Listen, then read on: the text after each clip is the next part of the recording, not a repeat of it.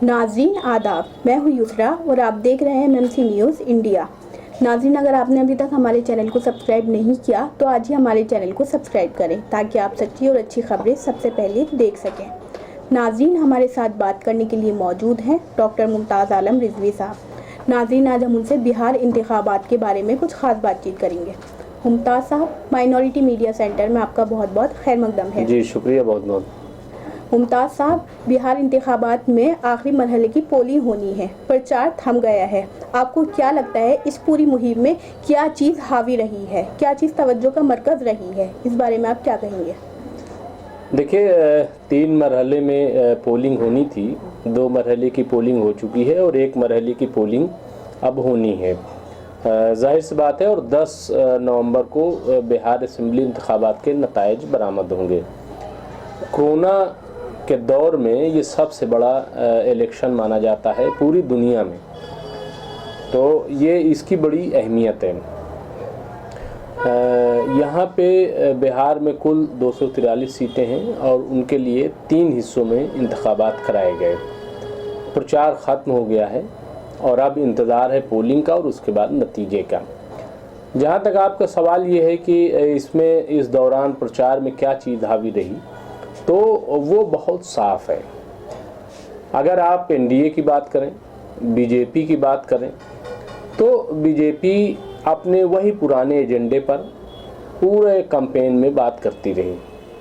उनका एजेंडा था राम मंदिर, उनका एजेंडा था 370, उनका एजेंडा था पाकिस्तान, उनका एजेंडा था मुसलमान, और इसी के गिर्द वो घूमते रहे, बात करते रहे। जय श्री राम, भारत माता की जय, ये सारी बातें बार बार घेरते रहे। हालांकि अपोजिशन की तरफ से जब चीन का मामला उठाया गया तो उस पर एक भी जवाब नहीं दिया गया, उस पर एक भी जवाब नहीं, बल्कि ये कहा गया कि दरअसल ये पाकिस्तान की बोली बोलते हैं। अगर चीन ने कब्ज़ा जो किया है उस पर आप बात कीजिए तो साहब वो पाकिस्तान की बोली बोलते हैं। तो ये पूरा एजेंडा, और फिर सीए भी ले आए, ये भी ले आए कि बाहरी लोगों को निकालेंगे उस पर, बल्कि नीतीश कुमार और बीजेपी आमने सामने हो गई, यानी जेडीयू और ख़ुद जो इत्तेहादी पार्टियां। तो इस तरीके की पिक्चर तो बीजेपी ने बनाने की कोशिश की। इसके ट्रैप में तेजस्वी यादव नहीं आए, अपोजिशन नहीं आया। तेजस्वी यादव शुरू से रोज़गार को लेकर के चले, और वही चीज़ राहुल गांधी भी आखिरी वक्त तक पकड़े रहे, रोज़गार रोज़गार रोज़गार। और राहुल गांधी ने कल तो ये ट्वीट किया कि दरअसल रोज़गार का मसला कौमी आफत है,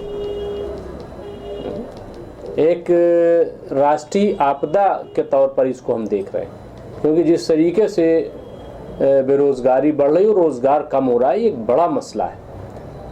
तो आखिरी वक्त तक वो रोज़गार की बातें करते रहे, तालीम की बातें करते रहे, वहाँ के जो बुनियादी मसाइल हैं उनकी बातें करते रहे, सेहत में क्या होना चाहिए उसकी बातें करते रहे, किसानों की जो सूरत हाल है उसकी बात करते रहे।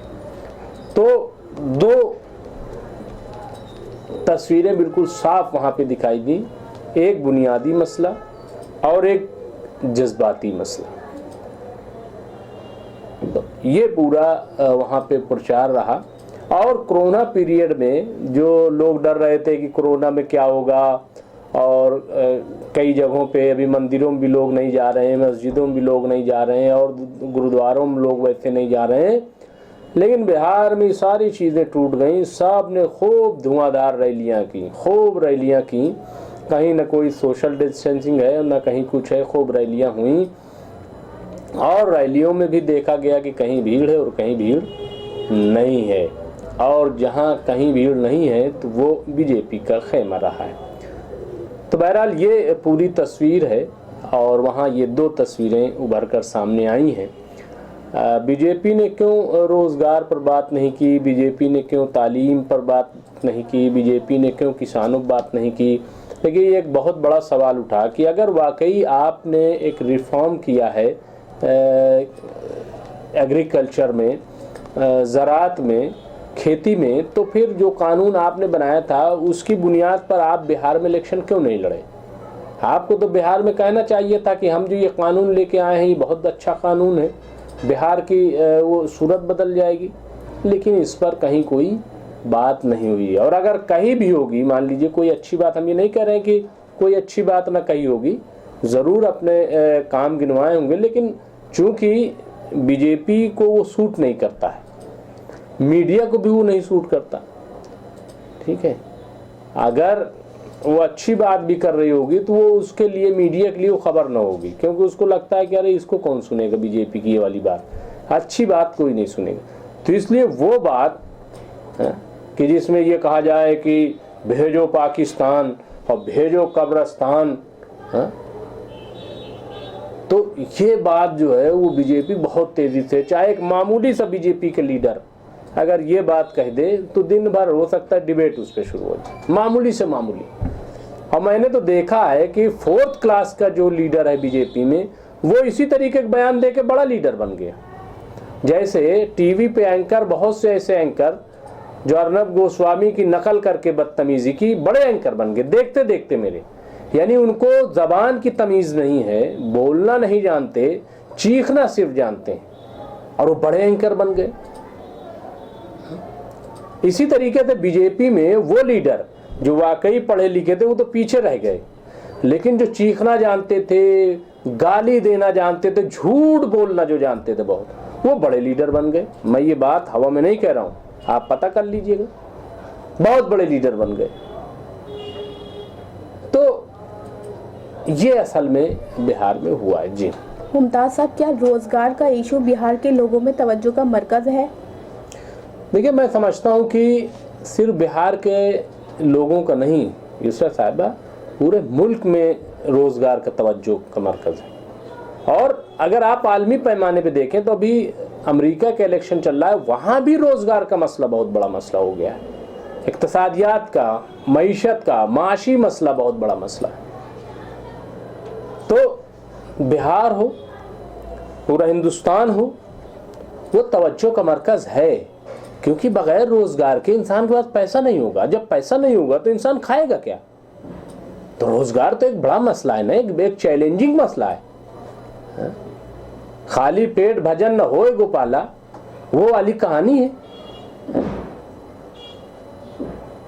एक हम लोग रोजा रखते हैं रमजान में, उसकी भी एक मुद्दत है कि भाई इतने से इतने बजे तक नियत है, उसके बाद खाना आपको खाना है, पानी पीना है, तब करना है। अगर कोई कहते नहीं साहब 24 घंटा आप कर दिया गया है, एक दिन के बजाय रोजा 2 दिन कर दिया गया है,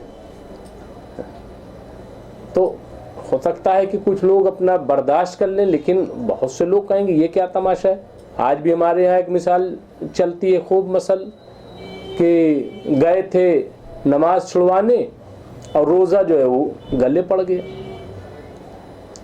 तो कहने का मतलब ये सारी चीज़ें हैं भूख से।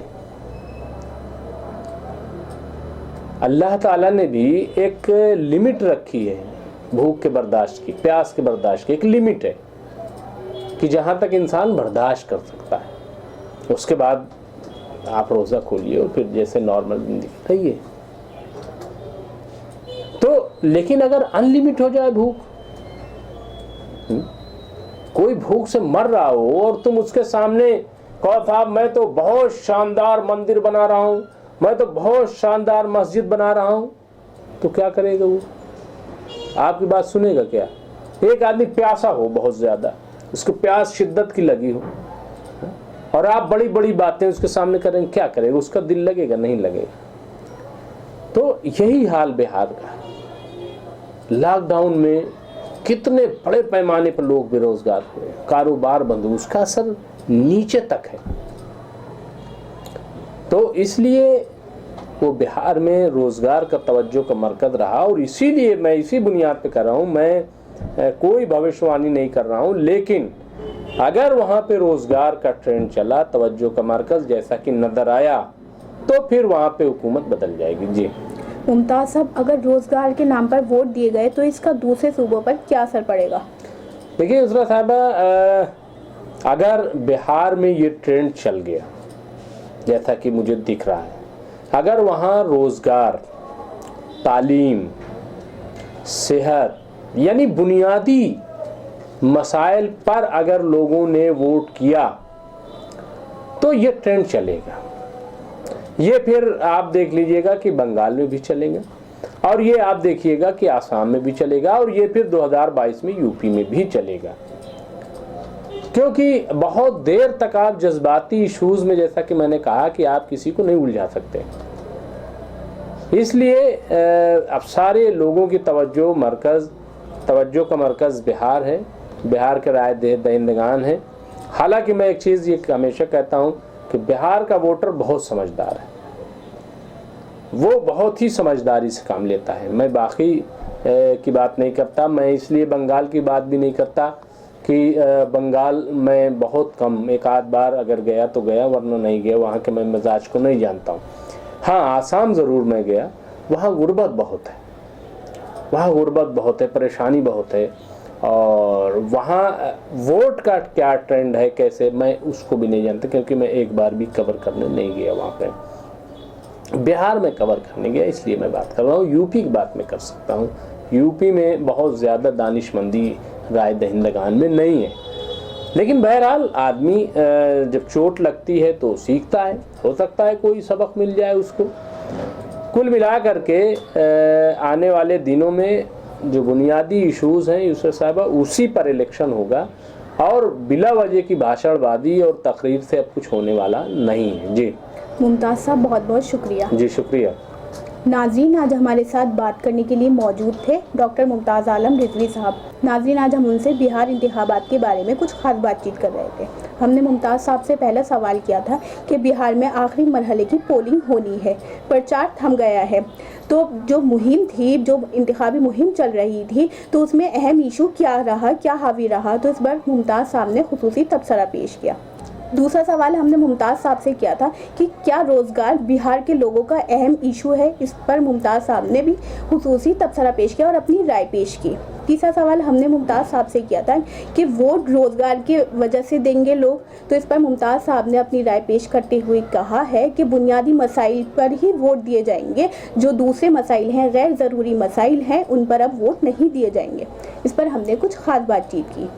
तो नाज़रीन, हम फिर हाजिर होंगे कुछ बड़ी खबरों के साथ। तब तक के लिए हमें दीजिए इजाज़त और देखते रहिए MMC न्यूज़ इंडिया, और हमारे चैनल को ज़्यादा से ज़्यादा सब्सक्राइब कीजिए। शुक्रिया। खुदा हाफिज़।